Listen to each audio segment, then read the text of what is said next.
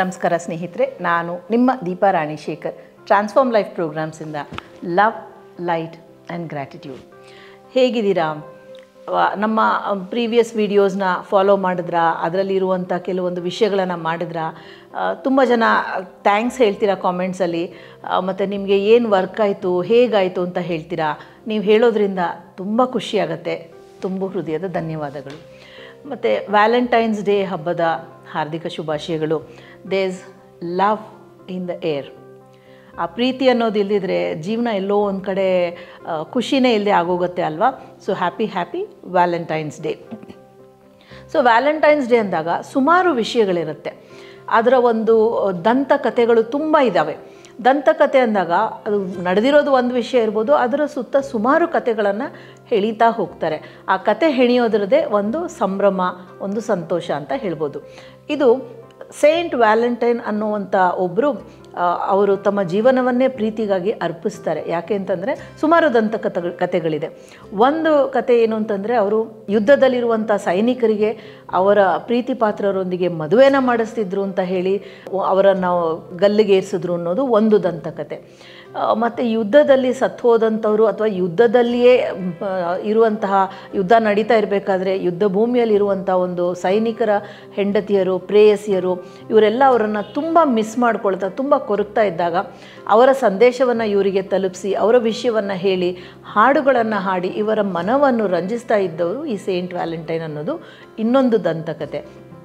ಎಷ್ಟೇ ದಂತಕತೆಗಳಿರಲಿ, ಎಲ್ಲವೂ ಏನು ಹೇಳುತ್ತೆ ಅಂದರೆ, ಪ್ರೀತಿಯನ್ನು ಆಚರಿಸಿ, ಪ್ರೀತಿಯಿಂದ ಸಂಭ್ರಮಿಸಿ, ಜೀವನ ಒಂದು ಉತ್ಸವ, ಅದನ್ನು ನೀವು ನಗುತ್ತಾ ನಲಿಯುತ್ತಾ ಕ್ರಯಿಸ್ತಾ ಹೋಗಿ ಅನ್ನೋದು ಈ ವ್ಯಾಲೆಂಟೈನ್ಸ್ ಡೇ ಒಂದು ಅರ್ಥ. ನಾವು ನಮ್ಮ ಒಂದು ಸಂಸ್ಕೃತಿಯಲ್ಲಿ ಇಲ್ಲ, ಯಾಕೆ ಮಾಡಬೇಕು ಅಂತಂದಾಗ, ಖುಷಿ ಕೊಡುವ ಯಾವುದೇ ವಿಷಯವಿರಲಿ ಅದು ಯಾರಿಗೂ ಅನ್ಯಾಯ ಮಾಡದ ಒಂದು ಚೌಕಟ್ಟಿನಲ್ಲಿ ಬಂದಾಗ ಯಾಕೆ ಮಾಡಬಾರ್ದು? ಪ್ರೀತಿ ಅಂತಂದಮೇಲೆ ಅದು ಒಂಥರ ಪ್ರಪಂಚದಲ್ಲಿ ಎಲ್ರಿಗೂ ಬೇಕಾದಂಥ ವಿಷಯ ಅಲ್ವಾ? ಇಡೀ ವಿಶ್ವದಲ್ಲಿ ಯಾರಿಗೆ ಪ್ರೀತಿ ಬೇಡ ಹೇಳಿ? ಅಂದಮೇಲೆ ಪ್ರೀತಿನ ಆಚರಿಸೋದ್ರಲ್ಲಿ ತಪ್ಪೇನಿದೆ? ಸೊ ಪ್ರೀತಿ ಅಂತ ಹೇಳಿದಾಗ ಆತ್ಮಸಂಗಾತಿ ಅಂತ ಒಂದು ವಿಷಯ ಬರುತ್ತೆ. ಆತ್ಮಸಂಗಾತಿ ಅಂದಾಗ, ನನಗೆ ಜೀವನದಲ್ಲಿ ಎಷ್ಟೇ ಮಾಡಿದ್ರು, ನಾನು ಹೇಗೆ ಮಾಡಿದ್ರು ಆತ್ಮಸಂಗಾತಿ ಸಿಗ್ತಾ ಇಲ್ಲ ಅಥವಾ ನನಗೆ ಮದುವೆ ಆಗ್ತಾ ಇಲ್ಲ ಅಂತಂದಾಗ, ನಾವು ಹೊರಗಡೆ ಆತ್ಮಸಂಗಾತಿನ ಹುಡುಕೋ ಮುಂಚೆ ನಮ್ಮ ಬಗ್ಗೆ ನಾವು ಯೋಚನೆ ಮಾಡಬೇಕು. ಅಂದರೆ ನಮ್ಮ ಬಗ್ಗೆ ನಮಗೆ ಪ್ರೀತಿ ಇದೆಯಾ? ನಮಗೆ ಮೊದಲು ನಾವೇ ಆತ್ಮಸಂಗಾತಿ ಆಗಬೇಕು. ಸೊ ಈ ಎಲ್ಲದರ ಮಧ್ಯ ಮತ್ತೊಂದು ಪ್ರಶ್ನೆ, ನೀವು ನಮ್ಮ ವಿಡಿಯೋನ ಲೈಕ್ ಮಾಡ್ತಾ ಇದ್ದೀರಾ, ಶೇರ್ ಮಾಡ್ತಾ ಇದ್ದೀರಾ? ಮಾಡಿಲ್ಲ ಅಂದರೆ ನಮ್ಮ ಮೇಲೆ ಪ್ರೀತಿ ತೋರಿಸಿ ಖಂಡಿತ ಶೇರ್ ಮಾಡಿ. ಸಬ್ಸ್ಕ್ರೈಬ್ ಮಾಡ್ಕೊಂಡಿಲ್ಲ ಚಾನಲ್ ಅಂದರೆ ಬೆಲ್ ಐಕನ್ನ ಒತ್ತಿಬಿಟ್ಟು ಖಂಡಿತ ಸಬ್ಸ್ಕ್ರೈಬ್ ಮಾಡ್ಕೊಳ್ಳಿ. ಸೊ ನಮ್ಮ ಮೇಲೆ ನಮಗೆ ಪ್ರೀತಿ ಅಂತಂದಾಗ ನಮ್ಮ ಚಾನಲ್ ಬಗ್ಗೆ ಪ್ರೀತಿ ಮೂಡಿ ಈ ಮಾತನ್ನು ನಿಮಗೆ ಹೇಳಿಬಿಟ್ಟೆ. ನಮ್ಮ ಬಗ್ಗೆ ಪ್ರೀತಿ ಅಂದಾಗ ನಮ್ಮ ದೇಹದ ಬಗ್ಗೆ, ಮನಸ್ಸಿನ ಬಗ್ಗೆ ನಾವು ಕೇರ್ ತಗೋತಾ ಇದ್ದೀವ? ನಾವು ಅದರ ಬಗ್ಗೆ ಒಂದು ಗಮನವನ್ನು ಕೊಡ್ತಾ ಇದ್ದೀವ? ಉದಾಹರಣೆಗೆ ನಮ್ಮ ದೇಹದ ಬಗ್ಗೆ ಏನು ಕೇರ್ ತಗೋಬೇಕು ಅಂತಂದಾಗ, ಚಳಿಗಾಲ ಬಂದಾಗ ಚರ್ಮ ಒಡೆಯುತ್ತೆ, ಅದಕ್ಕೆ ಕೋಲ್ಡ್ ಕ್ರೀಮ್ ಹಾಕಬೇಕು. ಇಲ್ಲ ಅಂತಂದರೆ ಚರ್ಮ ಇನ್ನೂ ಹೆಚ್ಚು ಒಡೆಯುತ್ತೆ, ತಲೆಗೆ ಎಣ್ಣೆ ಹಾಕಬೇಕು, ಇಲ್ಲದಿದ್ದರೆ ಕೂದಲು ಹಾಳಾಗುತ್ತೆ. ಅದು ಒಂದು ಸೆಲ್ಫ್ ಕೇರ್ ಅಂತ ಹೇಳ್ಬೋದಲ್ವಾ? ಅದೇ ಥರ ನಾವು ಇದೆಲ್ಲ ಮಾಡ್ತೀವಿ, ಎಷ್ಟೋ ಜನ ಇದನ್ನೆಲ್ಲ ಮಾಡ್ತೀವಿ. ಆದರೆ ಕೆಲಸದ ಒತ್ತಡ ಜಾಸ್ತಿ ಇದ್ದಾಗ ಸರಿಯಾಗಿ ನಿದ್ದೆ ಮಾಡೋದಿಲ್ಲ, ಟೈಮಿಗೆ ಊಟ ಮಾಡೋದಿಲ್ಲ. ಅದೂ ಕೂಡ ನಮ್ಮ ಬಗ್ಗೆ ನಾವು ಗಮನ ಹರಿಸುವಂಥ ಕೆಲವು ವಿಷಯಗಳಲ್ಲಿ ಒಂದು. ಸರಿ, ಇದನ್ನೆಲ್ಲ ಮಾಡ್ತಾಯಿದ್ದೀವಿ ಅಂತಂದಾಗ ಮಾನಸಿಕವಾಗಿ ಆ ಒಂದು ಮನಸ್ಸಿಗೆ ರೆಸ್ಟನ್ನು ಕೊಡ್ತಾಯಿದ್ದೀವ? ಸದಾ ನಾವು ಕೆಲಸದಲ್ಲಿ ತೊಡಗಿರಬೇಕಾದ್ರೆ, ನಾವು ಕೆಲಸ ಮಾಡ್ತಿದ್ದಾಗಲೂ ಕೆಲಸದ ಬಗ್ಗೆ ಆಲೋಚನೆಗಳನ್ನು ಇಟ್ಕೊಂಡಾಗ ಆ ಮನಸ್ಸಿಗೆ ರೆಸ್ಟೇ ಸಿಗೋದಿಲ್ಲ. ಇಲ್ಲ, ಸದಾ ಸೋಷಿಯಲ್ ಮೀಡಿಯಾದಲ್ಲಿ ಮುಳುಗಿದ್ದಾಗ ಕೂಡ ಮನಸ್ಸಿಗೆ ವಿಶ್ರಾಂತಿ ಸಿಗೋದಿಲ್ಲ. ಸೊ ಇದನ್ನೆಲ್ಲ ಮಾಡಿದಾಗ ಸೆಲ್ಫ್ ಕೇರ್ ಇದೆ. ಸೆಲ್ಫ್ ಕೇರ್ ಇದ್ದಾಗ ಸೆಲ್ಫ್ ಲವ್ ಇದೆ. ಅಂದರೆ ನಮ್ಮ ಬಗ್ಗೆ ನಾವು ಸ್ವಯಂ ಪ್ರೀತಿಯನ್ನು ಇಟ್ಕೋಬೇಕು. ಮತ್ತು ಇದನ್ನು ಮಾಡಬೇಕಂದಾಗ ನಮ್ಮನ್ನು ನಾವು ಪ್ರೀತಿಯಿಂದ ಕಾಣಬೇಕು. ನಮ್ಮೊಳಗಿರುವ ಆ ಒಂದು ಮಗು ಏನಿರುತ್ತೆ, ಇನ್ನರ್ ಚೈಲ್ಡ್ ಏನಿರುತ್ತೆ, ಒಂಥರ ಆಂತರಿಕ ಬಾಲ್ಯ ಏನಿರುತ್ತೆ, ಅದನ್ನು ನಾವು ಆಸ್ವಾದಿಸಬೇಕು, ಅದನ್ನು ಬೆಳೆಸಬೇಕು, ಅದನ್ನು ನಾವು ಮೃತುವರ್ಜಿ ವಹಿಸಿ ಕಾಪಾಡ್ಕೋಬೇಕು. ಅದನ್ನು ಮಾಡದೇ ಇದ್ದಾಗ ನಮಗೆ ನಮ್ಮ ಆತ್ಮಸಂಗಾತಿ ಸಿಗೋದು ಅಥವಾ ಜೀವನ ಸಂಗಾತಿ ಜೊತೆ ನಾವು ಖುಷಿಯಾಗಿರೋದಕ್ಕೆ ಸಾಧ್ಯನೇ ಇಲ್ಲ. ಸೊ ನಮ್ಮ ಬಗ್ಗೆ ನಾವು ಕಾಳಜಿ ಇಟ್ಕೋಬೇಕು, ನಮ್ಮ ಬಗ್ಗೆ ನಾವು ಪ್ರೀತಿ ಇಟ್ಕೋಬೇಕು. ನಮ್ಮ ಒಳಗಿರುವ ಒಂದು ಆ ಆಂತರಿಕ ಮಗು ಏನಿದೆ, ಇನ್ನರ್ ಚೈಲ್ಡ್ ಏನಿದೆ, ಅದರ ಬಗ್ಗೆ ನಾವು ಗಮನವನ್ನು ಕೊಡಬೇಕು. ಇಲ್ಲದೇ ಇದ್ದರೆ ನಾವು ಬರೀ ಆತ್ಮಸಂಗಾತಿ ಹುಡುಕ್ತೀವಿ ಅಂತಂದರೆ ಸಾಧ್ಯ ಇಲ್ಲ. ಇದೆಲ್ಲ ಒಂದು ಕಡೆ ಆದಮೇಲೆ ಆತ್ಮಸಂಗಾತಿ ಅಂತಂದಾಗ ಅದರಲ್ಲಿ ಎಷ್ಟು ಥರಗಳಿವೆ ಎಲ್ಲ ಡೀಟೇಲಾಗಿ ಹೋಗದಿದ್ರು ಒಂದು ವಿಶಾಲವಾದ ಒಂದು ಚೌಕಟ್ಟಿನಲ್ಲಿ ನಾವು ನೋಡಿದಾಗ ಕೆಲವು ಸಂಬಂಧಗಳು ಅಂದರೆ ಯಾವುದು ಅಂದರೆ ಈ ಆತ್ಮಸಂಗಾತಿ ಅಂತ ಬರುವಂಥ ಒಂದು ಸಂಬಂಧಗಳು ಅದು ನಮ್ಮನ್ನು ಕೆಣಕುವಂಥ ಸಂಬಂಧಗಳಿರುತ್ತೆ, ಚಾಲೆಂಜಿಂಗ್ ಆಗಿರುತ್ತೆ. ಯಾಕೆ ಅಂದರೆ ಚಾಲೆಂಜ್ ಇದ್ದಾಗ ಮಾತ್ರ ನಾವು ಬೆಳೆಯೋದಕ್ಕೆ ಸಾಧ್ಯ, ನಾವು ಯಶಸ್ಸಿನತ್ತ ದಾಪುಗಾಲು ಹಾಕೋದಕ್ಕೆ ಸಾಧ್ಯ. ನಮಗೆ ಎಲ್ಲವೂ ಆರಾಮಾಗಿದ್ದುಬಿಟ್ರೆ ನಾವು ಪ್ರಯತ್ನನೇ ಮಾಡೋದಿಲ್ಲ. ಪ್ರಯತ್ನನೇ ಮಾಡದೇ ಇದ್ದಾಗ ಗೆಲುವು ಹೇಗೆ ಅಥವಾ ಬೆಳವಣಿಗೆ ಹೇಗೆ ಸಾಧ್ಯ ಇಲ್ಲ ಅಲ್ವಾ? ಸೊ ಹಾಗಾಗಿ ಕೆಲವೊಂದು ಕಡೆ ನಮಗೆ ಚಾಲೆಂಜಸ್ ಬೇಕೇ ಬೇಕು. ಅಂದರೆ ಕೆಲವೊಂದು ಕಡೆ ನಮ್ಮ ಒಂದು ಆತ್ಮಾಭಿಮಾನನಿರ್ಬೋದು, ಅಹಮ್ಮನಿರ್ಬೋದು, ಯಾವುದನ್ನಾದರೂ ಕೆಣಕಿದಾಗ ನಮಗೆ ಆ ರೋಷ ಬಂದಾಗ ನಾವು ಒಂದು ಬೆಳವಣಿಗೆ ಗ್ರೋತ್ ಕಡೆಗೆ ಗಮನವನ್ನು ಹರಿಸ್ತೀವಿ. ಇದು ಒಂದು ರೀತಿಯ ಆತ್ಮಸಂಗಾತಿಗಳಾದರೆ, ಮತ್ತೊಂದು ರೀತಿಯ ಆತ್ಮಸಂಗಾತಿಗಳು ನಮಗೆ ಹೀಲ್ ಮಾಡೋದಕ್ಕೆ ಬರ್ತಾರೆ. ಅಂದರೆ ನಮ್ಮನ್ನು ಮೃತುವರ್ಜಿಯಿಂದ ಮುದದಿಂದ ನಡೆಸ್ಕೊಂಡು ಹೋಗೋದಕ್ಕೆ ಬರ್ತಾರೆ. ಅಂದರೆ ಆ ಒಂದು ಈ ಘಟ್ಟದಿಂದ ಆ ಘಟ್ಟಕ್ಕೆ ಕರ್ಕೊಂಡು ಹೋಗುವಂಥ ಒಂದು ಸಂಗಾತಿಗಳವರು. ಅಂದರೆ ಅವರೆಲ್ಲ ಹೀಲರ್ಸ್ ಅಲ್ಲ, ಎಲ್ಲರೂ ಹೀಲಿಂಗ್ ಮಾಡ್ತಾರೆ. ಅಂದರೆ ಈಗ ನಾನು ಪ್ರೊಫೆಷ್ನಲಿ ಹೀಲರ್ ಅಲ್ವಾ, ಆ ಥರ ಅಲ್ಲ. ಕೆಲವರು ಹಾಬಿಗೋಸ್ಕರ ಮಾಡ್ತಾರೆ, ಆ ಥರನೂ ಅಲ್ಲ. ಅಂದರೆ ಅವರು ಹೀಲರ್ ಅಂತಲೇ ಅವ್ರಿಗೆ ಗೊತ್ತಿಲ್ಲದೆ ಇರ್ಬೋದು. ಅಂದರೆ ಅದು ಹೇಗೆ ಮತ್ತೆ ಅಂತ ನೀವು ನನ್ನನ್ನು ಕೇಳ್ಬೋದು. ಉದಾಹರಣೆಗೆ ನಿಮಗೇನೋ ಒಂದು ಕಡೆ ನೋವಿದೆ, ಉಳುಕಿದೆ ಅಂದಾಗ ಕೆಲವರು ಮೆತ್ತಗೆ ಆ ಒಂದು ಜಾಗವನ್ನು ನೀವು ಕೊಟ್ಟಾಗ ನಿಮಗೆ ಎಷ್ಟು ಆರಾಮ ಅನಿಸುತ್ತಲ್ವ, ಅವರಲ್ಲಿ ಆ ಹೀಲಿಂಗ್ ಕ್ವಾಲಿಟಿ ಇದೆ ಅಂತ ಅರ್ಥ. ಆ ಬೆರಳಲ್ಲಿ ಆ ಒಂದು ನೈಜವಾದ ಒಂದು ಹೀಲಿಂಗ್ ಎಬಿಲಿಟಿ ಇದೆ ಅಂತ ಅರ್ಥ. ಇವರು ನ್ಯಾಚುರಲ್ ಆಗಿ ಪ್ರಕೃತಿದತ್ತವಾಗಿ ಮತ್ತೊಬ್ಬರನ್ನು ಹೀಲ್ ಮಾಡೋದಕ್ಕೆ ಅಂತಲೇ ಇರ್ತಾರೆ. ಅವರ ಜೊತೆ ಇದ್ರೇ ಅವರ ಮಾತನ್ನು ಕೇಳ್ತಾ ಇದ್ದಾಗಲೇ ಒಂಥರ ಮನಸ್ಸಿಗೆ ಮುದ ಅನಿಸುತ್ತೆ, ಖುಷಿ ಅನಿಸುತ್ತೆ, ನಮ್ಮ ಸಂಕಷ್ಟಗಳಿಗೆ ಪರಿಹಾರ ಸಿಕ್ಕಿದ ಹಾಗೆ ಅನಿಸುತ್ತೆ. ಅವರು ಒಂದು ಘಟ್ಟ. ಮತ್ತೊಂದು ರೀತಿ ಯಾರು ಅಂತಂದರೆ, ಕರ್ಮಗಳ ಫಲವಾಗಿ ನಮ್ಮ ಜೊತೆ ಅವರ ಒಂದು ಸಂಬಂಧ ಬೆರೆತು ಹೋಗಿರುತ್ತೆ. ಸೊ ಅಂಥವರು ಕರ್ಮಗಳನ್ನ ಕಳೀಲಿಕ್ಕೆ ನಮ್ಮ ಜೊತೆ ಪಯಣವನ್ನು ಮಾಡ್ತಾರೆ. ಅದು ಒಂದು ರೀತಿಯಾದರೆ, ಮತ್ತೊಂದು ರೀತಿಯವರು ಏನಂತಂದರೆ ನಮಗೆ ಸಪೋರ್ಟ್ ಮಾಡ್ತಾರೆ, ನಮ್ಮ ಜೊತೆ ನಿಂತು ನಮ್ಮ ಹೆಗಲಿಗೆ ಹೆಗಲು ಕೊಟ್ಟು ನಮ್ಮ ಜೊತೆ ಇರ್ತಾರೆ. ಅಂಥ ಒಂದು ಆತ್ಮಸಂಗಾತಿಗಳು ಕೂಡ ಇರ್ತಾರೆ.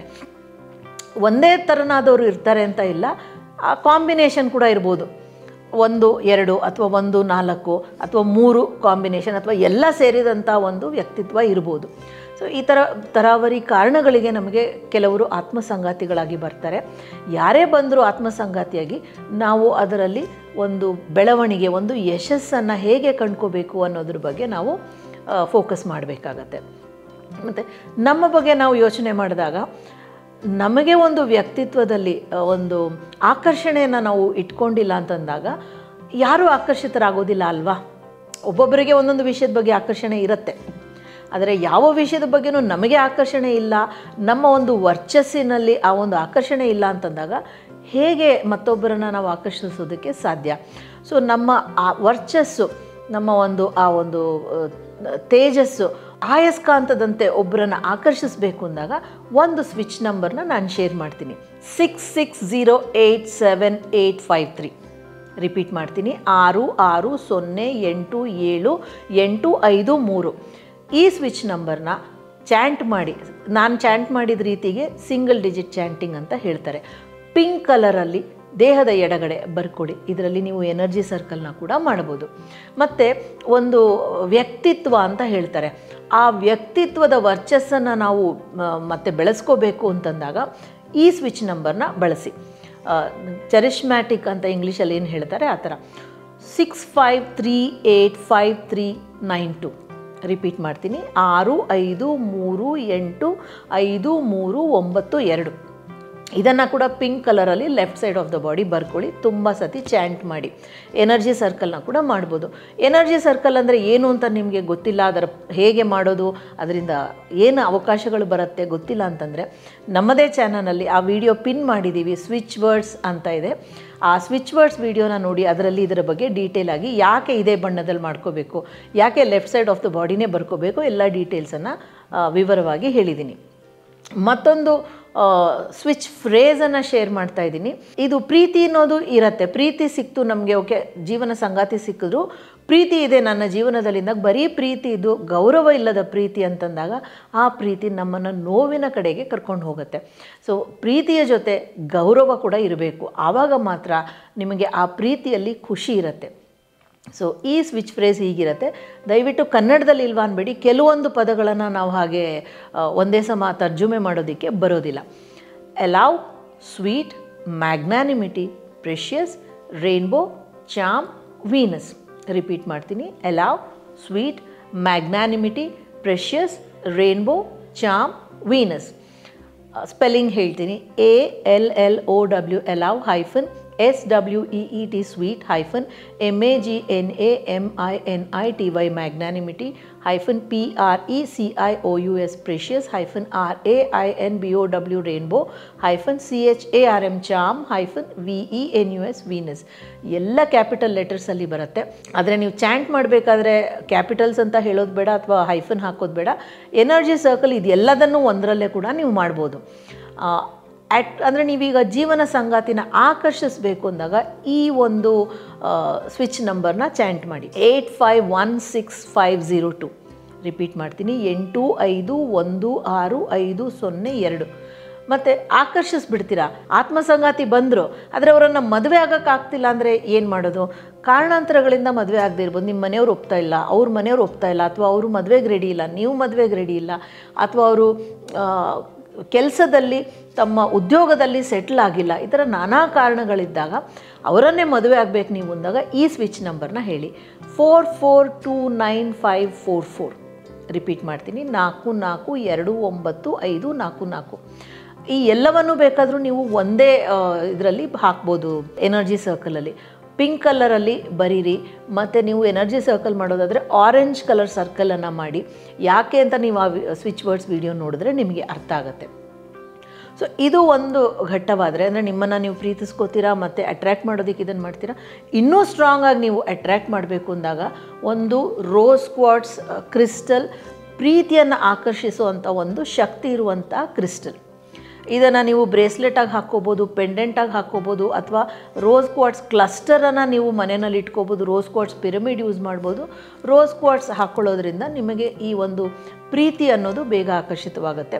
ನಿಮಗೆ ಆಲ್ರೆಡಿ ಜೀವನ ಸಂಗಾತಿ ಇದ್ದರು ಅಂದರೆ ನಿಮ್ಮ ಆ ಒಂದು ಸಂಬಂಧ ಏನಿರುತ್ತೆ ಅದು ಇನ್ನೂ ಪ್ರೀತಿಯಿಂದ, ಇನ್ನೂ ಸಂತೋಷದಿಂದ ಕೂಡಿರುತ್ತೆ. ಸೊ ಇದರ ಜೊತೆಗೆ ಇನ್ನೊಂದು ವಿಷಯವನ್ನು ನಾನು ನಿಮಗೆ ಹೇಳ್ತೀನಿ. ಸೊ ಈ ಒಂದು ಪೇಪರ್, ಇಷ್ಟು ದೊಡ್ಡ ಒಂದು ಪೇಪರನ್ನು ತಗೊಳ್ಳಿ. ಈ ಪೇಪರಲ್ಲಿ ಪಿಂಕ್ ಕಲರ್ ಸ್ಕೆಚ್ ಪೆನ್ನಿಂದ ನೀವು ಯಾರನ್ನು ಪಡ್ಕೋಬೇಕು, ನಿಮಗೆ ಇಂಥವರು ನನ್ನ ಜೀವನ ಸಂಗಾತಿ ಆಗಬೇಕು ಅಥವಾ ಆತ್ಮ ಸಂಗಾತಿ ಆಗಬೇಕು ಅಂದಾಗ ಅವರ ಹೆಸರನ್ನು 7 ಸತಿ ಬರೀರಿ. ನಾನು ಬರೀ ಹೆಸರನ್ನು ಬರೀತಿದ್ದೀನಿ, ಏಕೆಂದರೆ ನಿಮ್ಮ ಜೀವನ ಸಂಗಾತಿ ಅಥವಾ ನಿಮ್ಮ ಆತ್ಮ ಸಂಗಾತಿ ಹೆಸರು ನನಗೆ ಗೊತ್ತಿಲ್ಲದಿರೋ ಕಾರಣ. ಹೆಸರು 1 ಸರ್ತಿ ಆಯಿತು, 2 ಹೆಸರು, 3, 4, 5, 6, 7. ಒಂದು ಪಕ್ಷ ನಿಮಗೆ ಹೆಸರು ಗೊತ್ತಿಲ್ಲ ಅಂತಂದಾಗ ಆತ್ಮಸಂಗಾತಿ ಅಂತ ಬರೀರಿ.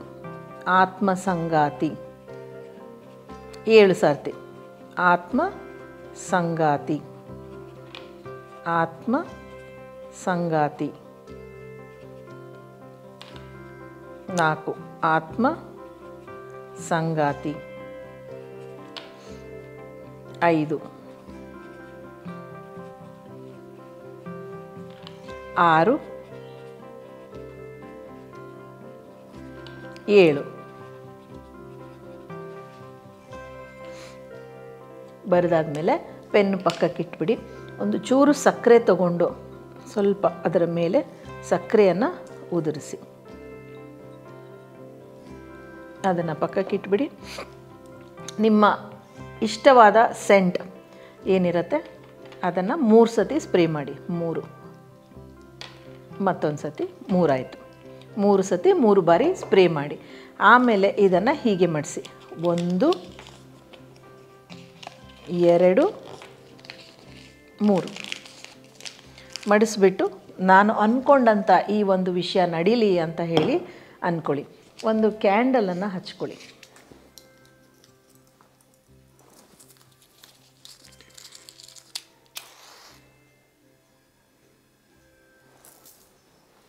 ಕ್ಯಾಂಡಲನ್ನು ಹಚ್ಕೊಂಡು ನಿಮ್ಮ ಜೀವನ ಸಂಗಾತಿ ಆಗಿ ಬರೋರು ಅಥವಾ ಆತ್ಮ ಸಂಗಾತಿ ಜೀವನ ಸಂಗಾತಿಯಾಗಿ ಬರಲಿ, ಜೀವನ ಸಂಗಾತಿ ಬೇಗ ಸಿಗಲಿ ಅಂದ್ಕೊಂಡು ಈ ಒಂದು ಪೇಪರನ್ನು ಸುಟ್ಟುಬಿಡಿ.